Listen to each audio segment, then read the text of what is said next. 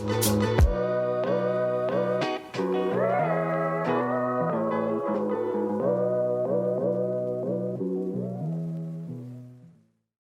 all TA leaders out there, leading your team through sudden changes, limited bandwidth, and less resources requires some sort of a framework, a process to help all these moving parts work together.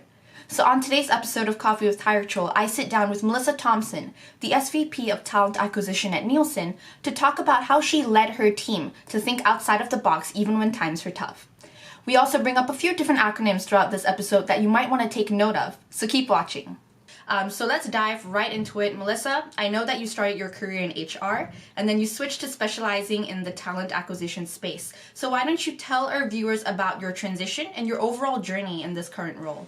First of all, thank you for inviting me to be here. I'm really excited about the conversation. Um, I started my career as an HR generalist and fairly quickly identified the part of HR I enjoyed the most was talent acquisition. And when I went to Dell in the late 90s, yes, I'm giving away my age, I really started to feel like this was my sweet spot. I actually went to Dell as a recruiter for the middle market sales division. And I had this huge win where I convinced the sales leaders to not just hire people that had tech background, because there weren't that many candidates that had that skill set in Austin at the time. And so we decided we would start hiring anyone that had a strong sales background, and we would then train them. And the next quarter, the number one inside salesperson had been a shoe salesperson. So I put in this deposit, it got proven, and the business was really happy about it. I got really jazzed about how talent acquisition can help drive business success. So from Dell, I did a bit of a wander out to the Bay Area and then ended up in North Carolina at Bank of America. And that is where I married my love of talent acquisition with a real thoughtfulness around how data drives talent acquisition, how understanding the numbers and the data that drive to the hire, that drive to the diversity, that drive down the pipeline are really important to ensuring your success. From North Carolina, Bank of America, I went to an RPO and spent some time on the RPO side of the house. And the thing I most learned there was when you partner with your external vendor, you can really have success. Conversely, if you have this adversarial relationship, then the partnership really doesn't work. And then I would move from there to the 7 years that I spent at Citrix, which was really, I like to call that my time frame of going global. Mhm. And my passion for talent acquisition really helped me to think about how can you do global recruiting in a way where it feels regional or country level, even if most of the process is same all around the globe. And it's where I originally came up with what I call the CRISP process model. And it's where I learned that the words that you're saying may be the same everywhere around the world, but they have a different meaning. So in partnering closely with people in Latin America, and I would say, okay, are you doing this on this project? And they would say yes. And yes sometimes just means I heard you, not I'm going to do what you asked me to do. And so, when I started in that job at Citrix, I had a team of about 25. And by the time I left, I had a team of about 180. I joined Nielsen at the beginning of last year, and I remain hugely passionate about how the talent acquisition organization really can help a business drive their success. So, you mentioned the CRISP model. And the first time we spoke about it, it was really interesting because I had never really heard of anything like that before. So why don't you break it down here for us? What exactly is the CRISP model and how did it help you prepare yourself and prepare your team to navigate all these changes? The CRISP model is really a global recruiting process model that is an acronym, and it's clarify, review, interview, select, and prepare.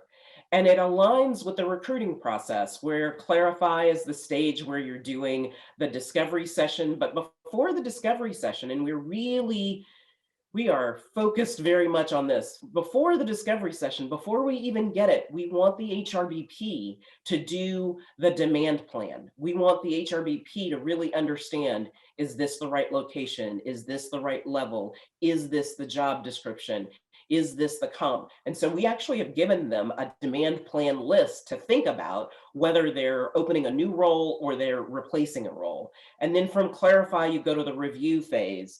And often there's this tendency to blow by the review phase. We do a resume review with the hiring manager, and they actually validate that the 4 or 5 candidates that are shared with them in the calibration review are actually accurate, right? And so we've actually heard back from hiring managers that that calibration review stage, even though it's a small nit, and the recruiter's really just making a note that says, I reviewed 4 resumes with a hiring manager. They rejected 2, they accepted 2. This is the reason for accept. So that down the road, if something goes off track, you refer back to that calibration step and say, these are the things you said were important. This is the alignment. I is the interview stage where the hiring manager really owns that stage, owns communicating to the people in the interview process. This is what I want you to cover, owns that debrief session. And then select is where you select the finalist. You get all the comp right, you get the offer letter out. And prepare is another, don't forget this, between the offer accept and the start date. And we actually have about a 25-page training deck that we use with the recruiters to walk through the CRISP model. But at the same time, we have these great bite-sized videos, one for each letters that can go out to hiring managers, and then one that covers the full that's only 2 minutes long. That's for a hiring manager that hasn't done this before to help them understand how the CRISP model works. And in this CRISP model, it sounds like there's a lot of moving parts to it as well. Lots of people doing different things. And as a talent leader, I'm sure that keeping within budgets, was definitely a constraint as well. Even as you wrote this model out, making sure that, sometimes your team had to be downsized, or, if people were furloughed, there was still someone else to kind of fit into that piece and make sure that the CRISP model continues to roll on. So I'm curious to know, how did you build a plan to resource your team, given the limited budgets and sometimes even the smaller headcounts? So I would say I would split that into 2 things. One is you have to be thoughtful about your handoffs, right? So the handoff where the HRBP is saying to the recruiter, I'm getting ready to open a rec, that's one piece. And I would say we saw great success last year because we had one of our HRBPs who really absorbed the CRISP model and came to us and said, hey, I'm going to be opening 130 roles in India. And we were like, you're going to do what? But he told us in advance, he sent us the job description in advance. And since we were still the small but mighty team, the team was able to do some of that rediscovery work in the applicant tracking system. So when the recs flowed through, in 4 weeks, they were able to make this 130 hires because they used the CRISP model to get with the hiring managers and say, these are the steps we're going to do. This is how we're going to assess. This is how we're going to interview. This is how we're going to decide. And they did it in 2 tranches. And in the first tranche, they hired everyone. And in the second tranche, they were just a little more selective so that they could bring more diversity in and hire more females. So none of that cost us any more to do it that way. But when you can proactively plan for, here comes a tsunami wave of recs, you can really be more successful because you're able to define the plan and then work the plan. I would say separately, talent acquisition leaders always, not just in pandemic times, always have to manage to a tight budget and tight resource constraints. So it's a muscle that we really have to build. And you know how people think about this stop, start, continue kind of mentality. Quite often people will do that exercise, but they don't actually stop the things that fall in that stop bucket. And so what I like to say is do the exercise, but then also go out to your key stakeholders and say, here are the things that we're going to stop because of the resource constraints. And like you mentioned as well, there are a lot of things I'm sure that you're looking forward to now that you know for sure this model, it doesn't matter what country, whether it's in India or the United States, it can really be flexible to kind of fit the needs of each of your clients, each of the roles that they're sourcing for. So what are your priorities for 2021 in terms of preparing your team for talent acquisition? So we've actually designed for 2021 what I'm calling the ABCD model. Okay, everybody can tell I'm acronym crazy, but people remember things if you put them in acronyms. And so the A is for attract, and we're going to attract a diverse and qualified talent pool. B is for building, and we're going to build the TA operations model that supports the CRISP process. C is for creating a best in class end to end talent acquisition experience.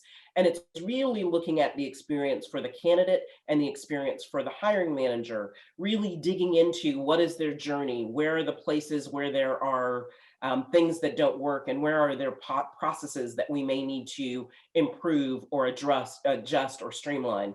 And the D stands for develop, and that's training for our hiring managers, our HR partners, as well as our own recruiting team, just to understand where do we have gaps, where can we improve, and where can we really make sure that we know how to do these things so that it's a muscle that we've built and we can really be strong at it.